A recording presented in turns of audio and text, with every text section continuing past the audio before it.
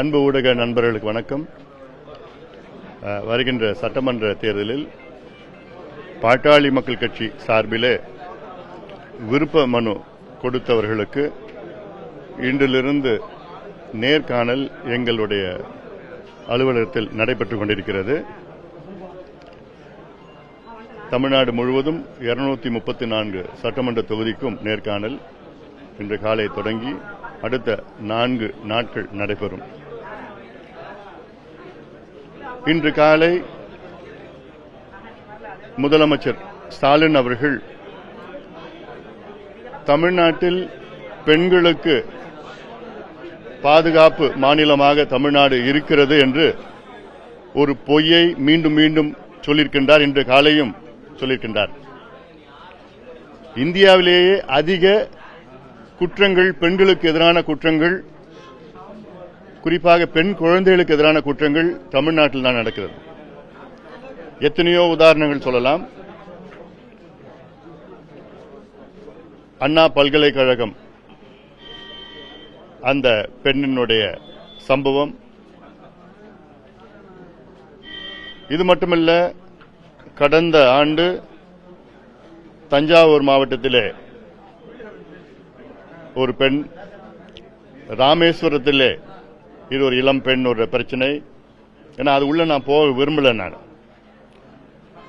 கோயம்புத்தூர் விமான நிலையத்தில் அருகிலே ஒரு பெண்ணை 3 பேர் பாலியல் வன்கொடுமை செய்த சம்பவங்கள், கும்மிடிப்பூண்டி அருகில் அங்கே கிராமம் ஆரப்பாக்கம் கிராமத்திலே 8 வயது பெண் குழந்தை பாலியல் வன்கொடுமைகள், ராணிப்பேட்டை மாவட்டத்தில், இப்படி ஒவ்வொரு பகுதியிலும் பெண்கள் பாலியல் வன்கொடுமைகள், மோசமான சீர்நிலைகள். இதற்கு காரணம் தமிழ்நாடு கஞ்சா நாடாக மாறியிருக்கிறது. இந்தியாவிலே பஞ்சாப் மாநிலத்தில் தான் அதிகமாக போதைப் பொருட்கள் பயன்படுத்துகின்ற மாநிலமாக இருந்து இப்போ தமிழ்நாடு அதை முந்திக் கொண்டிருக்கிறது. நான் சொன்னது போன்று தமிழ்நாட்டில் உள்ள 12,600 ஊராட்சிகளில் தோராயமாக 43,000 கிராமங்கள் இருக்கிறது. இன்னைக்கு 43,000 கிராமத்திலும் போதைப் பொருட்கள் விற்றுக் கொண்டிருக்கின்றார்கள். அதுக்கு பழக்கத்திற்கு அடிமையாக இருக்கின்ற இந்த தலைமுறை நகரத்தில் சொல்லவே தேவையில்லை.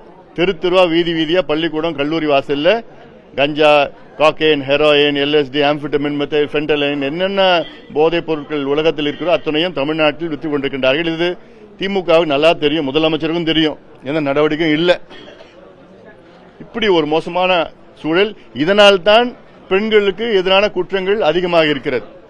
அதிமுக ஆட்சி காலத்தில் பெண்களுக்கு எதிரான குற்றங்கள் 4,300 2020-21.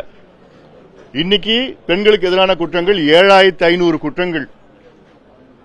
இந்த 4 ஆண்டு காலத்தில் 217 பெண்களை கொலை செய்யப்பட்டிருக்கிறார்கள் தமிழ்நாட்டில். இந்த 4 ஆண்டு காலத்தில் அதுல குழந்தைகள் 7 பேர் கொலை செய்யப்பட்டிருக்கிறார்கள். இது ஒரு ஆட்சியா? சட்டமும் கிடையாது, ஒழுங்கும் கிடையாது, எதுவுமே கிடையாது. ஒரு பொய்ய மீண்டும் மீண்டும் நல்லா இருக்குது, பெண்களுக்கு பாதுகாப்பு இருக்கு, இப்படிலாம். ஒரு பக்கம் சாராயத்தை கொடுக்கறீங்க. பொங்கலுக்கு அப்போ 850 கோடி ரூபாய் மது விற்பனை இந்த 3 நாள்ல. நீங்க கொடுத்த 3000 ரூபாய் இந்த கையில கொடுத்து இந்த கையில வாங்கிட்டீங்க. உங்களுக்கு கொடுத்த 3000 ரூபாய் எல்லாமே டாஸ்மார்க் வந்துடுச்சு, அவ்வளவுதான். அப்புறம் என்ன ஆட்சி பண்றீங்க? என்ன நிர்வாகம் பண்றீங்க? பொய்ய சொல்லிட்டு இருக்கிறீங்க. அதுவும் ஒரு பொய், சட்டமன்றத்துக்குள்ள ஒரு பொய், ஆளுநர் உரையில மிகப்பெரிய ஒரு பொய். ஆளுநர் உரைனா தமிழ்நாடு அரசு என்ன எழுதி கொடுக்குதோ அது ஆளுநர் படிக்கணும், அவ்வளவுதான். அதுல 12,16,000 கோடி ரூபாய் முதலீடு வந்துவிட்டதாக ஒரு பொய், தொழில் முதலீடு 34 லட்சம் பேருக்கு வேலை கிடைச்சதாக ஒரு பொய். இத பொய்யே தான் நான் ஒரு புத்தகமாக போட்டிருக்கேன். பொய்யான முதலீடு புத்தகம் போட்டிருக்கேன். உங்களுடைய அமைச்சரவை ஒப்புதல் கலந்த 4 ஆண்டு காலத்தில் 1,60,000 கோடி தான் ஒப்புதல் கொடுத்திருக்கீங்க. 1,60,000 கோடிக்கு ஒப்புதல் கொடுத்து எப்படி நீங்க 12 லட்சம் கோடிக்கு நீங்க முதலீடு வந்ததுன்னு நீங்க சொல்ல முடியும்? 1 லட்சம் கோடிக்கு குறைவாதான் முதலீடு வந்திருக்கு, தொழில் முதலீடு வந்திருக்கு 5 ஆண்டு காலத்தில். விழுக்காடுல பாத்தீங்கன்னா வெறும் 8.8% தான். ஆனா சொல்றது எல்லாம் வந்துடுச்சு, நாங்க வாக்குறுதி நிறைவேற்றிட்டோம், எல்லாம் தொழில் முதல் வந்துடுச்சு, 50 லட்சம் பேர் வேலை வந்துடுச்சு. என்ன வேலை வந்துடுச்சு? என்ன முதலில் நிறைவேற்றினீங்க? இதெல்லாம் இன்னைக்கு மக்கள் நம்புற நிலையில இல்ல. அதனால இப்போ சமீபத்தில் நடந்த பிரதமர் அவர்கள் தலைமையில் அனைத்து இந்திய அண்ணா திராவிட முன்னேற்ற கழகத்தின் தலைமையிலான தேசிய ஜனநாயக கூட்டணி மிகப்பெரிய ஒரு மாநாடு பொதுக்கூட்டமாக நாங்கள் நடத்தினோம். ஆனால் மாநாடாக அமைஞ்சது. அதன் பிறகு இன்று தமிழ்நாட்டில் மிகப்பெரிய ஒரு மாற்றம் நடந்திருக்கிறது. மக்கள் எங்கள் மீது நம்பிக்கை மிகப்பெரிய அளவில் வைத்திருக்கின்றார்கள். இந்த ஊழல் ஆட்சி, மக்கள் விரோத ஆட்சி, திமுக ஆட்சியை தூக்கி எறிய மக்கள் முடிவு செய்து விட்டார்கள். இன்னும் எங்க கட்சி கூட்டணியில் எங்க கூட்டணிக்கு இன்னும் பல கட்சிகள் வர இருக்கிறது.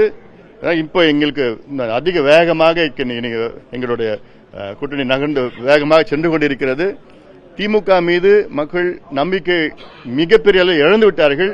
இப்போ அது மிகப்பெரிய ஒரு அலையாக தேர்தல் நேரத்தில் ஒரு பேரலையாக திமுக ஆட்சியை கவிர்க்கின்ற வகையில், மாற்றுகின்ற வகையில் ஒரு பேரலையாக மாறி வருகிறது. அதை நான் பார்த்துட்டு இருக்கிறோம். மிகப்பெரிய அளவில் எங்களுக்கு வரவேற்பு இருக்கிறது. அதனால என்ன திமுக எவ்வளவு பொய் சொன்னாலும் அதை நம்ப முடியாது. இப்போ நேற்று கூட ஒரு அறிக்கை விட்டுருந்தேன். அதுல இப்போ நெடுஞ்சாலைத்துறையில இப்ப திடீர்னு பார்த்தா 2000 கோடிக்கு டெண்டர். அந்த நிதி எப்படின்னா வருகின்ற அடுத்த ஆண்டு 2026-27 ஆண்டுக்குள்ள பட்ஜெட்ல முன்கூட்டியே அதுல இருந்து அந்த பட்ஜெட்ல இப்ப எடுக்கிறாங்களாம். எடுத்து இப்ப அவசரமா 2000 கோடி செலவு பண்ணது என்ன அவசரம்? தேர்தல் அறிவிப்புக்கு இன்னொரு 2 வாரம் 3 வாரம் தான் இருக்கு. இப்ப என்ன அவசரம்னா கொள்ளையடிக்கிறதுக்கு தான், பணம் சம்பாதிக்கிறதுக்கு, கொள்ளையடிக்கிறதுக்கு தான் அவசரமா 2000 கோடிக்கு டெண்டர் வர்றாங்க. உங்களுக்கு டெண்டர் விடுறது அருகதே கிடையாது. டெண்டர் இங்க விட்டு எப்படி செலக்ட் பண்ணி யாருக்கு கொடுக்க போறீங்க? என்ன அந்த முன் பணம் வரணும், அதுக்காக தான் இந்த தேர்தல் செலவு பண்ணணும்னு சொல்லிட்டு அதுக்காக தான் கொள்ளை அடிச்சிட்டு இருக்காங்க. எல்லா துறையிலையும் கொள்ளை நடந்துட்டு இருக்குது. நான் அன்னைக்கே பட்டியலிட்டேன். நான் நகராட்சியில 888 கோடி ரூபாய், பொறியாளர்கள் நியமனம் செய்யறதுல கொள்ளை அடிச்சிட்டு இருக்கிறாங்க. அதாவது ஒப்பந்தம் போடுறதுல 2000 கோடி ஊழல். அதாவது பணி இடமாற்றம், டிரான்ஸ்பர்ல 366 கோடி ரூபாய் ஒரே மாசத்துல. அதுவும் எல்லாமே அமலாக்கத்துறையை வச்சிட்டு இருக்காங்க. மணல் கொள்ளையில ஊழல், தாது மணல்ல இருந்து கனிம வள கொள்ளையில ஊழல், டாஸ்மார்க்ல இருந்து டாஸ்மார்க் பாட்டில இருந்து ஊழல், எல்லாமே அன்றாட பள்ளிக்கரணை சதுப்பு நிலத்தில் 2000 கோடி ஊழல். எல்லாமே ரொம்ப மோசமான ஒரு சூழல் இருக்கு. அதில் நிச்சயமா மக்கள் பார்த்துட்டு இருக்காங்க. கேள்வி என்ன இருக்கா?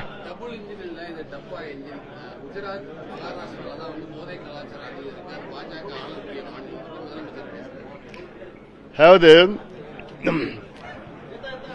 நான் சொல்லிக்கிறேன், பஞ்சாபை மிஞ்சுகின்ற மாநிலம் தமிழ்நாடு. போதை கலாச்சாரம் இவ்வளவு உதாரணங்கள் நான் கொடுத்திருக்கிறேன். இது போன்ற உதாரணங்கள் வேற மாநிலத்தில் கொடுக்க முடியுமா? முதலமைச்சரால் கொடுக்க முடியுமா? ஏதாவது கொடுக்க முடியும், உதாரணங்கள் கொடுக்க சொல்லுங்க. இப்ப நான் இவ்வளவு உதாரணங்கள் கொடுத்துட்டு இருக்கிறேன்ல. இப்ப சமீபத்தில் பாத்தீங்கன்னா அவர் பேர் சாதிக், அவர் ஜாஃபர் சாதிக்னு ஒருத்தரை பிடிச்சாங்க. அமலாக்கத்துறையில டெல்லியில இருந்து பிடிச்சாங்க, நார்கோட்டிக் பியூரோல பிடிச்சாங்க. பிடிச்சு பார்த்தா விசாரணை பார்த்தா தமிழ்நாட்டில் ஜாஃபர் சாதிக் 3000 கோடிக்கு போதை பொருள் வித்திருக்கிறார்.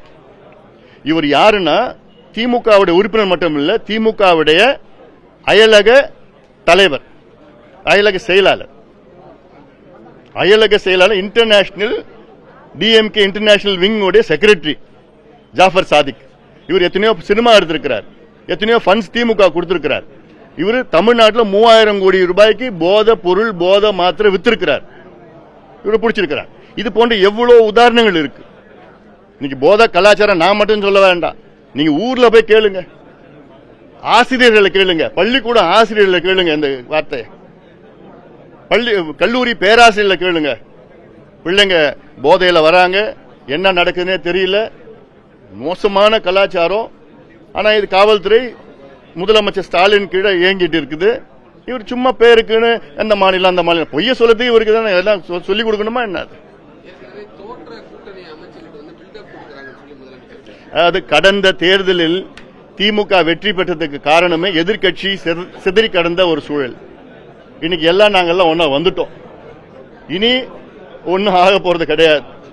அதுக்காக திமுக ஆதரவுக்காக தான் மக்கள் ஓட்டு போடல. கடந்த தேர்தலில் எதிர்க்கட்சி சிதறி இருந்த சூழல்ல இன்னைக்கு எல்லாமே ஒன்னா சேர்ந்துட்டோம்.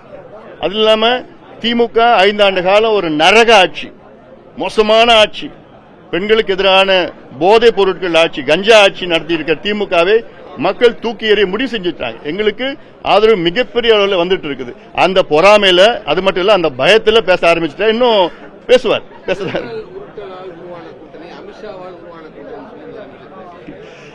இது ஏதாவது அந்த பயத்துல பேசுறது தான் இதெல்லாம். இல்ல அதான் என்ன, எந்த மிரட்டல, எந்த உருட்டில்ல, நாங்க மனப்பூர்வமா இந்த கூட்டணி நாங்க சேர்ந்திருக்கிறோம். எங்க நோக்கமே, நாங்க சேர்ந்த நோக்கமே இந்த மோசமான ஊழல் செய்கின்ற, மக்கள் விரோத கஞ்சா விற்கின்ற திமுக ஆட்சியை வீட்டுக்கு அனுப்பணும், அகற்றணும். அந்த ஒற்றை கருத்துடன் தான் நாங்க சேர்ந்திருக்கோம் கூட்டணியில். இதுல யாரு மிரட்டல், யாரு உருட்டல்? புத்தாண்டு செய்தியா சொல்லிருந்தீங்க, ஆட்சியில பங்கு பெறுவோம் அப்படிங்கிற புத்தாண்டு வாழ்த்து செய்தியை சொல்லிருந்தீங்க. அந்த நிலைப்பாடுல உறுதியா இருக்கீங்களா? கூட்டணி ஆட்சி அமையுமா? அதுக்கான சூழல் இருக்கா? இது அதிமுக தலைமையிலான கூட்டணி தமிழ்நாட்டில் இருக்கு. அதிமுக தலைமையிலான ஆட்சி நடக்கும். தேர்தலுக்கு பிறகு பார்த்துக்கலாம். நல்ல வேகமா போயிட்டு இருக்குது. எங்களுக்குள்ள நல்ல ஒருங்கிணைப்பு இருக்கு. கூட்டணி கட்சிக்குள்ள நாங்கள் அன்றாடம் பேசிக்கிட்டு இருக்கிறோம். நல்ல ஒருங்கிணைப்பு இருக்கு, உற்சாகமா இருக்கு. எங்க தொண்டர்கள், அனைத்து கட்சி தொண்டர்களும் இன்னைக்கு நல்ல உற்சாகத்தோட இருக்கிறாங்க. சீக்கிரமா எங்க கூட்டணியை நாங்க முடிவு பண்ணிட்டோம். அதனால கீழே லெவலில், கிராஸ் ரூட் லெவலில், கிராம லெவலில் எங்க கூட்டணி தொண்டர்கள் எல்லாமே அவ்வளவு சந்தோஷமா ஒருத்தருக்கு நல்ல புரிதல் வைத்துக்கிட்டு வேகமாக களத்துல இருக்கிறோம். திமுகவில் யாரும் கிடையாது, களத்துல இல்ல, யாருமே இல்ல. அங்க பயத்துல இருக்கிறாங்க. இப்ப நாங்க சேர்ந்ததோட இன்னும் பயம் வந்துடுச்சு. இன்னும் போக பாத்தீங்கன்னா நாங்க வேகமா போவோம், அவங்க ஸ்லோ ஆயிடுச்சு. நீங்க இதை அவரை கேட்கணும். இல்ல பேசிட்டு இருக்கு. நன்றி.